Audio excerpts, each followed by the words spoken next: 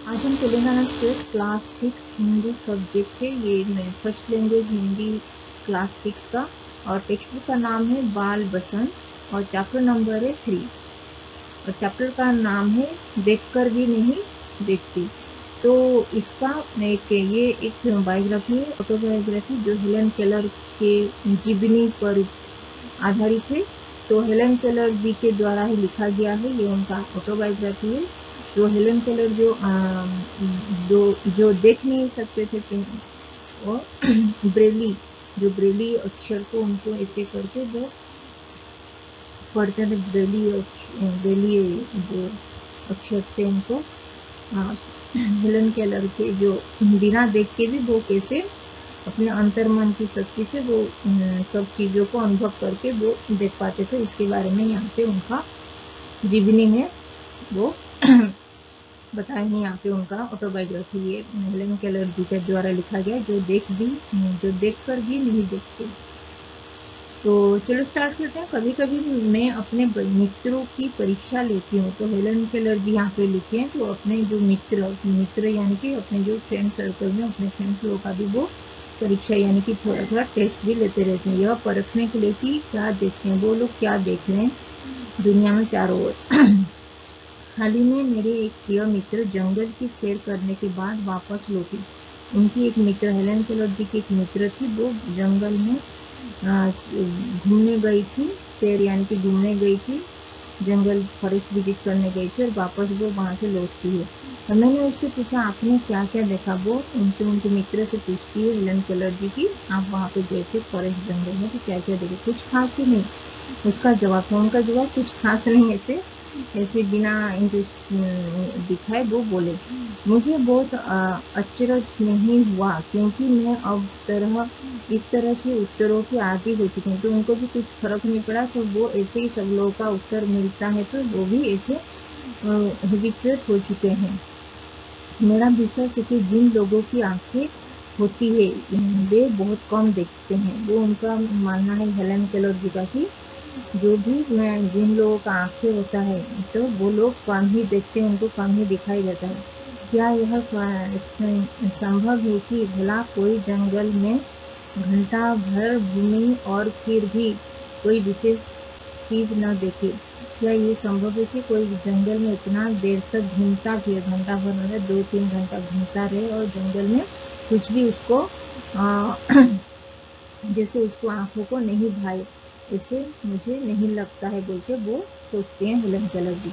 मुझे जिससे कुछ भी दिखाई नहीं देता, सैकड़ों रोचक चीजें मिलती हैं मुझे, जैसे कि वो उनको दिखाई नहीं देता है, वो अंधे हैं हेलन केलर जी को, लेकिन उनको स्पर्श करके ही वो बहुत सारी चीजों को भाप लेते, उनके बारे में जान लेते, जिन्हें मैं छूकर यानी कि स्पर्श करके, टच करके वो जान लेते हैं चीजों को। आज पत्र की पेड़ की चिकनी छाल और भोजपत्र की जो भोजपत्र का जो उसका स्किन, चिकनी छाल यानी कि जो उसका जो सॉफ्ट स्किन होता है, उसको पकड़ के भी वो, और चीड़ की खुदरी छाल मतलब जो रेस थोड़ा ये सॉफ्ट है, ये और ये थोड़ा हार्ड, उसकी छाल को, स्किन को भी पकड़ के वो उनका जान लेते हैं उसको टच करके। बसंत की दौरान उन्हें टहनियों में नई कलियां खोजती हूँ। बसंत की स्प्रिंग सीजन में जो नई नई ब्रांचेस जो निकलते हैं ट्री में, उसको भी न्यू लीव्स भी उसको पकड़ के वो जान लेते हैं, टच करके, स्पर्श करके, उसको छू के।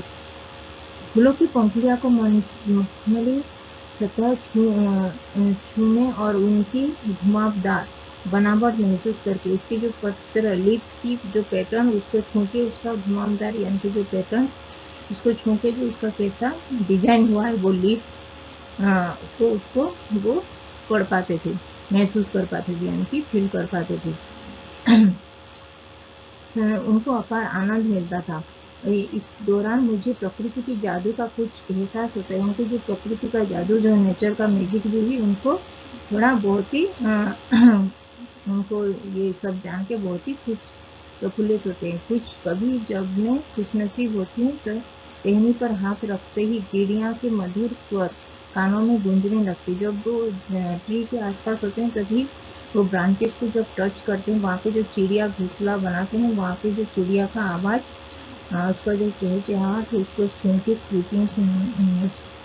चिरपिंग साउंड उसको सुन के वो बहुत ही उनका मन प्रफुल्ल होता है। चिड़िया की मधुर स्वर कानों में गूंजने लगती है। अंगुलियां के बीच झरने में के पानी को चलते हुए महसूस करने आनंदित हो उठती हूँ। मुझे जो टहनियों में फैली पत्तियां या घास के मैदान में किसी भी महंगे कालीन से अधिक प्रिय है। घास का जो कालीन से भी अधिक प्रिय है जो टहनिया में जो फैली हुई पत्तियां, मतलब नेचुरल ब्यूटी को वो बहुत ही ज़्यादा प्राथमिकता देती थी। यानी कि जो घास की वो कालीन महंगे कालीन से भी वो प्रकृति का जो घास का मैदान में चलना और टहनिया में जो पत्तियां, फूल पत्तियों को टच करना, उसको ज़्यादा वो प्राथमिकता देते थे, क्योंकि वो नेचुरल ब्यूटी था। और ये महंगा जो कालीन जो हम खरीदते हैं बाजार से, वो उनको ज़्यादा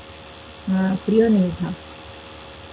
बदलते हुए सभी मेरे जीवन में एक नया रंग और खुशियाँ भर जाता है। बदलता हुआ जो प्रकृति में जो बदलाव हो रहा है, उनके जीवन में एक रंग, उनका नया रंग और खुशियाँ भी उनके जीवन में आ जाती हैं।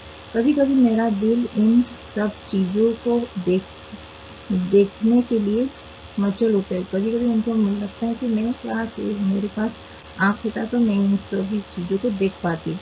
अगर मुझे इन सिर्फ छूने भर भी इतनी में खुशी मिलती है तो इनकी सुंदरता देखकर तो मेरा मन मुग्ध हो जाता।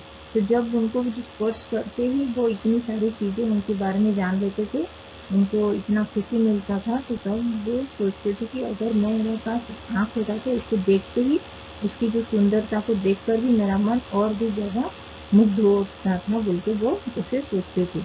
परंतु जिन लोगों का आँखें है वे सचमुच बहुत कम देखते हैं, लेकिन वो जिनके पास आँख है लेकिन जो सचमुच देखते हैं, इतनी सारी प्रकृति की जो बनावट है, जो सुंदरता है, उसको वो देखते हैं लेकिन उसको अनदेखा कर देते हैं, उनके बारे में कुछ भी जानने के लिए वो प्रयास नहीं करते हैं। तो उनका यही मानना था। तो जिन लोगों के पास आँखें है वो सचमुच बहुत कम देखते हैं। इस दुनिया में अलग अलग सुंदर के चीज, वो उसके नेक्स्ट पेज में जाएंगे उसका। इस दुनिया में मनुष्य अपनी क्षमताओं को कभी कदर नहीं करता। मनुष्य जो उसके पास जो टैलेंट है, क्षमता यानी कि टैलेंट को भी कभी उसको कदर नहीं करता। उसके पास क्या है, वह हमेशा उस चीज की आस लगाए रहता है जो उसके पास नहीं है। हमेशा मनुष्य जो उसके पास है, टैलेंट जो है, उसको वो कभी भी रिस्पेक्ट नहीं देता, वो कभी उसका कदर नहीं करता, और जो उसके पास नहीं है उसके पीछे ही भागता रहता है। जो हमारे पास है उसको ही हम अगर हम निखारेंगे तो और ज़्यादा हमको सफलता मिलेगा, ना कि वो जिस चीज़ हमारे पास नहीं है उसके पास भागने से हमको लास्ट में असफलता ही मिलेगा, निराश ही मिलेगा।